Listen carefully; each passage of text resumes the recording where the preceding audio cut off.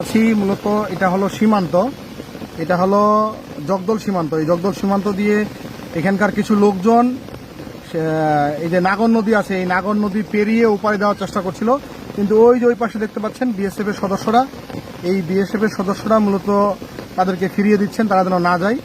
বাংলাদেশে অশান্তির জের নদিয়া সীমান্তবর্তী এলাকায় বিশেষ নির্দেশিকা বিএসএফের তরফ থেকে।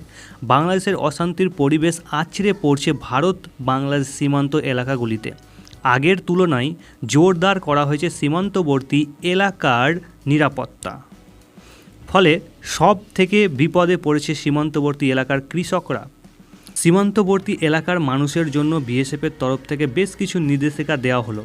সীমান্তবর্তী সড়কে রাতে যাতায়াত, দোকানপাট খোলা রাখার ব্যাপারে বেশ কিছু সতর্কতা বার্তা দেওয়া হয়। বৈঠক করা হয় রানাঘাটের এসডিও এবং এসডিএম সহ সরকারি আধিকারিকদের সঙ্গে। প্রতিবেশী দেশে আন্তরিক বাতাবরণ, সীমান্তে কড়া নজরদারি চালাচ্ছে বিএসএফ। এছাড়াও জানিয়ে দেওয়া হয় সীমান্ত নিকটবর্তী এলাকায় বাজারের সমস্ত দোকান 9টার মধ্যে বন্ধ করে দেওয়া হবে এবং মসজিদ থেকে ঘোষণা দেওয়া হবে যে গ্রামবাসীদের সীমান্ত এলাকা থেকে দূরে থাকতে হবে। এছাড়াও বিএসএফ এর 8 ব্যাটালিয়ন আয়োজিত বৈঠকে সীমান্ত এলাকার চাষাবাদ, সীমান্তের কাছাকাছি ডাম্পিং সংস্থা, বেড়িবাঁধ এলাকা বেড়া দেওয়ার জন্য জমি অধিগ্রহণ সংক্রান্ত একাধিক বিষয় নিয়ে আলোচনা করা হয়। মোট কথা, সীমান্তবর্তী এলাকায় বিএসএফের হাই অ্যালার্ট।